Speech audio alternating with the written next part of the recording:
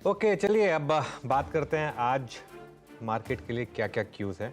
और आज आशीष सबसे बड़ा क्यू है एचडीएफसी बैंक के नंबर्स। और मेरे ख्याल से इस पर नज़र रखनी है आपको, क्योंकि मार्केट का सबसे बड़ा stock in terms of contribution to the index, Nifty और बैंक निफ्टी दोनों में एचडीएफसी बैंक के क्वार्टरली अपडेट्स काफ़ी स्ट्रॉन्ग थे। तो वही ट्रांसलेट होना चाहिए एक्चुअल नंबर्स में। आप ध्यान रखिए, नंबर्स को हम ईयर ऑन ईयर कंपेयर नहीं कर पाएंगे क्योंकि वो मर्जर हो गया है एचडीएफसी और एचडीएफसी बैंक का। तो क्वार्टर ऑन क्वार्टर्स देखेंगे इन नंबर्स को, तो उसमें शायद नंबर्स कोई बहुत ज़्यादा एक्साइटिंग आपको ना दिखें, लेकिन फिर भी जो क्वार्टरली अपडेट था वो काफ़ी अच्छा था। उस हिसाब से मुझे लगता नहीं कि कोई बहुत ज़्यादा नंबर्स में आपको नेगेटिविटी दिखेगी। लेकिन कल ये डे हाई पर बंद हुआ है ऑलरेडी, इस चीज़ का ध्यान रखें। और आज फिन निफ्टी की एक्सपायरी है, और नॉर्मली फिन निफ्टी की एक्सपायरी वाले दिन थोड़ा सा बैंक निफ्टी में वॉलेटिलिटी आती है, तो इस चीज़ के लिए भी आपको तैयार रहना है। और एक चीज़, 52 वीक हाई से या लाइफ टाइम हाई से बैंक निफ्टी अब सिर्फ 500 पॉइंट दूर रह गया। तो अगर एचडीएफसी बैंक ने डिलीवर कर दिया तो वो पुश मिल सकता है आपको 52 वीक हाई या लाइफ टाइम हाई की तरफ जाने का। नहीं हुआ अगर मान लीजिए, तो एक रिस्क है कि एचडीएफसी बैंक की बैंक निफ्टी में एक लोअर हाई बने, ये भी पॉसिबिलिटी है।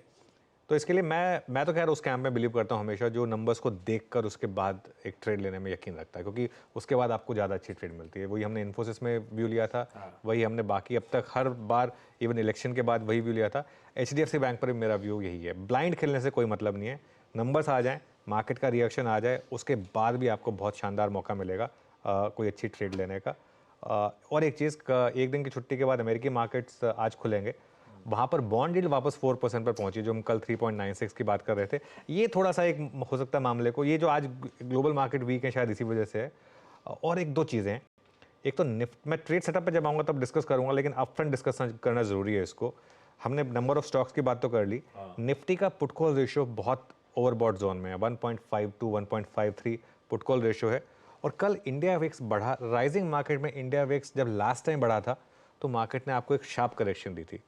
तो कल एक और ऐसा इंस्टेंस आया जहां पर इंडिया विक्स कल बढ़ा है, और मुझे एक लगता है कि 22,100 पर एक हार्ड टॉप बनाने का रिस्क है मार्केट में। मैं देखिए, मार्केट ने अब तक कोई प्राइस एक्शन वाइज ऐसा नहीं इंडिकेट किया, लेकिन थोड़े से क्यूज दिए हैं, इसलिए मैं थोड़ा सा कॉशियस हो रहा हूँ। मेरी आज की टोन कॉशन की रहने वाली है। भले ही मार्केट चल जाए और हो सकता है लोअर लेवल पे बाइंग भी आ जाए, हो सकता है मार्केट 22,100 क्रॉस भी कर ले, ये भी पॉसिबल है। लेकिन फिर भी इन लेवल्स पर मैं थोड़ा सा कॉशियस रहने वाला हूँ अगले 5-6 दिन, जब तक कि मुझे वो जो सिग्नल्स हैं वो वापस ना मिलने लग जाएं कि अब मार्केट थोड़ा वापस हेल्दी हो रहा है। इन लेवल्स पर मैं थोड़ा सा कॉशियस रहूँगा। नहीं, बिल्कुल ठीक है। लॉजिक कहता है कि थोड़ा सा कॉशियस रही है, और उसको ब्यूटीफुली डेटा पॉइंट के थ्रू हाईलाइट किया, आगे भी करते चलेंगे। यह है आज के ब्रॉडली समीकरण। थोड़ी सी कॉशियस अंडरटोन सुबह से सबड्यूट सी आपको समझ में आ रही होगी।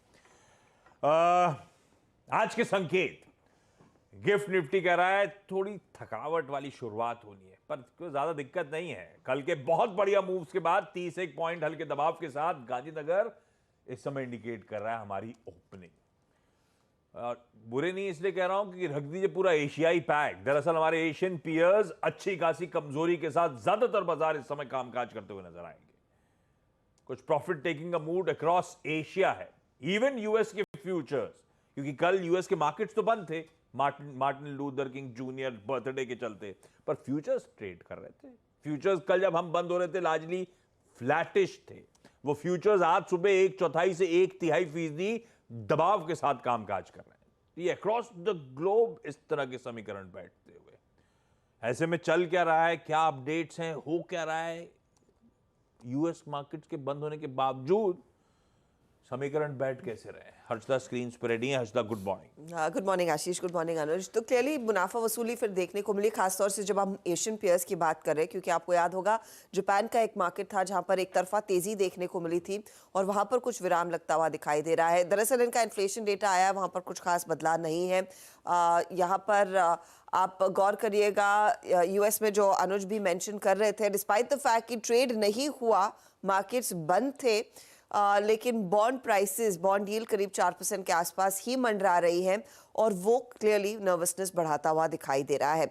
तो आज जब अमेरिकी बाजार खुलेंगे एक दिन की छुट्टी के बाद, देखते हैं वहां से क्या कुछ कमेंट्री निकल कर आएगी। वैसे डेटा पॉइंट तो कल ही आएंगे और आज शायद एक फेड मेंबर की स्पीच भी लाइंड अप है। तो पिछले हफ्ते जो इन्फ्लेशन डेटा पॉइंट आया था उसी को लेकर आगे रिएक्शंस देखने को मिलेंगे।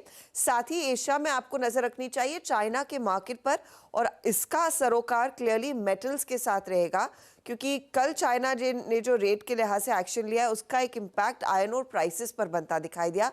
आयरन ओर प्राइसेस में अच्छा खासा कूल ऑफ देखने को मिला है, तो वो एक चीज होगी जो शायद मेटल कंपनियां नजर में रखना चाहेंगी। दूसरी तरफ कच्चा तेल जहां पर $78 $79 के आसपास लगातार ट्रेड बना हुआ है, क्योंकि एक तरफ जहां पर यूएस और यूके ने हूती ठिकानों पर हमले किए थे, अब हूती रिटेलिएट करता हुआ दिखाई दिया। एक यूएस ओन कंटेनर वेसल पर दरअसल एक एंटी शिप मिसाइल दागी, वहां से दरअसल ये सिचुएशन और एस्केलेट होती हुई दिखाई दे सकती है।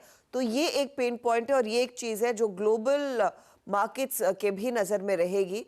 ध्यान में रखने वाली बात है कि यहाँ पर क्या कुछ और सिचुएशन एस्केलेट होती दिखाई देती है या नहीं। ठीक है, तो ये है इन्फ्लेशन डेटा के बाद धीरे धीरे यूएस के तबरब की सेकंड प्लेट दिखाइएगा, कैसे वो बॉन्ड यील्ड, कैसे वो डॉलर इंडेक्स अब इंच अप कर रहा है। भाई जो मार्च प्राइसिंग कर रहे थे वो प्राइसिंग बदलेगी। इन्फ्लेशन का डेटा क्लियरली कह रहा है इतनी जल्दी हम वो यूएस का फेड एटलीस्ट दरें घटाने की शुरुआत नहीं करेगा। तो समीकरण थोड़े से बदले हैं और उसी का इंपैक्ट आप यहां पे देख रहे हैं। और आज एक्सटेंडेड वीकेंड के बाद यूएस शुरुआत करेगा, देखते हैं। अब तक तो इंडिकेशन है थोड़ी बहुत हल्की प्रॉफिट टेकिंग है, लेकिन सेशन कैसा पैन आउट होता है उसका इंतजार रहेगा। लेकिन आज ग्लोबली थोड़ा सा सबड्यूड मूड, लेकिन हमारे लिए तो ठीक है, हम तो वैसे ही पार्टी में दरवाजे के पास खड़े हुए हैं। तो ऐसे में हमारा ट्रेड सेटअप कैसा है? आपने कुछ हिंट्स दे दिए सटल से, लेकिन फिर भी ओवरऑल पिक्चर कैसी? देखिए, सेटअप में मैं अभी भी बोल रहा हूँ कि ऐसा कोई इंडिकेशन नहीं है कि मार्केट कोलैप्स कर जाएगा, लेकिन सेटअप में एक ये इंडिकेशन है कि थोड़ा सा मार्केट धीरे धीरे ओवरबॉट हो रहा है। कल एफआईएस ने कैश में वैसे खैर पैसा डाला, 1086 करोड़ की बाइंग आई है एफआईएस की। डीआईएस का हालांकि थोड़ा सा सेल आया, करीब करीब 800-820 करोड़ का सेल है डीआईएस का। और इंडेक्स फ्यूचर्स और स्टॉक फ्यूचर्स दोनों में बाइंग है एफआईएस की। नॉर्मली जब भी एफआईएस में cash, index futures, stock futures तीनों में बाइंग होती है, मैं थोड़ा सा कॉशियस वैसे भी हो जाता हूँ। आज वही वाला मामला है। 1031 करोड़ आपने निफ्टी फ्यूचर्स में बाय किए और 416 करोड़ बैंक निफ्टी फ्यूचर्स में बाय करे। तो इंडेक्स फ्यूचर्स की बाइंग 1446 करोड़ की, उसका फर्दर ब्रेकअप अगर आप करेंगे तो उसमें समय कह रहा हूँ अगली प्लेट में है निफ्टी और बैंक निफ्टी, दोनों में बाइंग है इस समय। अब आप आइए एक और आंकड़े पर, लॉन्ग एंड शॉर्ट। कल 10,700 लॉन्ग जुड़े इंडेक्स में और 4,400 शॉर्ट कटे, मतलब नेट 15,000 लॉन्ग कल ऐड हुए एक ही दिन में। और लॉन्ग शॉर्ट जो है 66%, 34% पर आ गया। अब आप कहेंगे कि ये तो 90% पे भी जा सकता है, नहीं जाने को जा सकता है। तो यही मैं कह रहा हूँ, इसका मतलब ये नहीं, अच्छा मैं ये कह रहा हूँ कि प्रॉफिट बुक कर, इसका मतलब ये नहीं है कि कल को आप बोलेंगे निफ्टी तो 23,000 पर आ गया, वो भी हो सकता है। मार्केट में सब कुछ हो सकता है। मैं बात करता हूँ रिस्क रिवॉर्ड की, कि यहाँ पर अगर आप ले रहे हैं तो आपका रिस्क रिवॉर्ड क्या है इस लेवल पर अगर आप ले रहे हैं तो रिस्क रिवॉर्ड आपका, मेरे को 2:1 से कम रिस्क रिवॉर्ड अच्छा नहीं लगता। इसके लिए मैं कह रहा हूँ कि यहाँ पर थोड़ा सा कॉशियस होने की जरूरत है। इंडेक्स ऑप्शंस के आंकड़े देखिए, कॉल लॉन्ग ज़्यादा है वर्सेस कॉल शॉर्ट, और पुट शॉर्ट ज़्यादा है वर्सेस पुट लॉन्ग। ये भी एक और आंकड़ा जो आपको बता रहा है कि थोड़ा सा ओवरबॉट हुआ है मार्केट। उसके बाद अगला आंकड़ा, ये जो कॉम्बिनेशन है, इंडिया विक्स बढ़ा ऑन अ स्ट्रॉन्ग डे 5.22% बढ़कर 13.79 पर, और पुट कॉल रेशियो 1.43 से बढ़कर 1.52। देखिए, इस पुट कॉल रेशियो पर मैं फिर बोल रहा हूँ, मुझे थोड़ी सी बाइंग में डर ही लगता है। बैन की जहाँ तक बात है, एक स्टॉक ऐड हुआ बायोकॉन, एक स्टॉक बाहर आया नैल्को। आज नैल्को पे फोकस कर सकते हैं वैसे आप। और पहले जो बैन में एंट्री, और हाँ बायोकॉन की एंट्री और नैल्को की एग्जिट, तो ये दो स्टॉक्स पर फोकस रहेगा। और बाकी के खैर 15 स्टॉक ऑलरेडी हैं ही बैन में, तो कुल मिलाकर 16 स्टॉक्स इस समय एफएनओ बैन में है। आशीष, ब्यूटीफुल। ये है आज का ट्रेड सेटअप। कोई घबराने वाली बात नहीं है, पर एक इंडिकेशन कि थोड़ा सा स्ट्रेच्ड हो रहे हैं, थोड़ा सा ओवरबॉट जोन में भारतीय बाजार है। खैर, कल भी अंडरटोन ऐसी ही थी, और कल हमने पार्शियल प्रॉफिट टेकिंग करी थी, पार्शियल को कंटिन्यू करने की बात करी थी 21,700 के स्टॉप के साथ। वो पार्शियल पोजीशंस को हमने राइड किया और बढ़िया, उसमें भी 200 पॉइंट के गेन्स ईक आउट करके निफ्टी ने दे दिए। आज कल से आज की थोड़ा सा कॉशियस अंडरटोन थोड़ा और बढ़ा है मेरे ख्याल से, कल के मूव्स को देख के भी बढ़ रहा होगा। बिल्कुल। 22,100 का अनकंफर्टेबल जोन आ चुका है। देखिए, फिर मेरा निफ्टी पे हाँ देखिए क्या है ना, वही जो खराब कुछ भी नहीं है, वो फीलिंग आ रही है। मतलब ये एक जिसे कहते हैं ना कि मार्केट को देख के एक फीलिंग आ रही है कि ये वाली जो रैली है ना, ये समहाउ मुझे लग रही है कि थोड़ी सी फंसाने वाली रैली है। पिछली पूरी रैली में हमने एकदम सीना चौड़ा करके बोला था कि बाय करिए, गलती करनी भी तो लॉन्ग साइड पर करिए। इस मार्केट में आप लॉन्ग साइड पर गलती नहीं कर सकते हैं, क्योंकि मार्केट एक बार के लिए हो सकता है आपको 21,500 21,400 तक चला जाए। वो रिस्क जब अक्टूबर से जनवरी की वो रैली चल रही थी उसमें नहीं रही। देखिए किस तरीके से एक वर्टिकल रन आया मार्केट में, ये इसके लिए मैं कह रहा हूँ कि थोड़ा सा ना अब संभलने की ज़रूरत है। अच्छा, कई लोग कहेंगे कि मैंने एक पहले एक व्यू लिया था कि एक प्री इलेक्शन रैली, एक pre budget rally, pre election rally जो निफ्टी को 23,000 और 24,000 तक भी ले जा सकती है।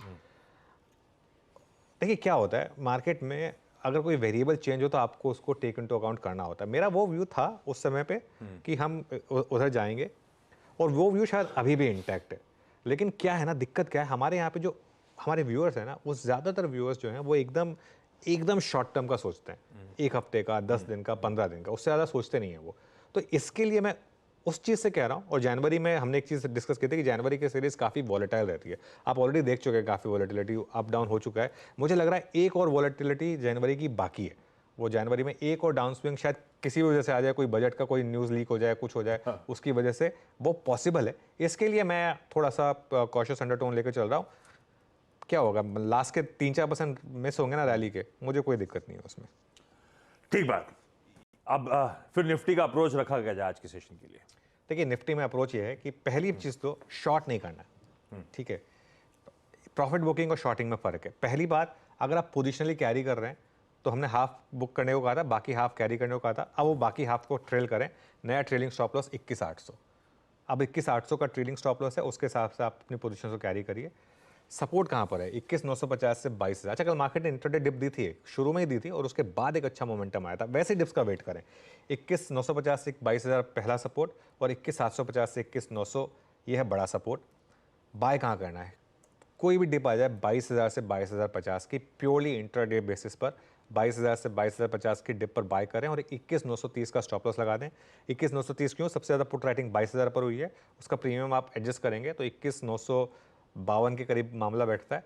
उसमें मैंने 20 पॉइंट और एडजस्ट कर दिए, ताकि मतलब स्टॉप लॉस कहीं ऐसा ना हो कि स्टॉप लॉस हिट करते ही मूव कर जाए। इसके लिए 21,930 का स्टॉप, ये एक बाय जोन हो गया। यहाँ पर रेजिस्टेंस है पहले 22,100 से 22,200, ये 21,200 लिख दिया मैंने गलती से, 22,100 से 22,200।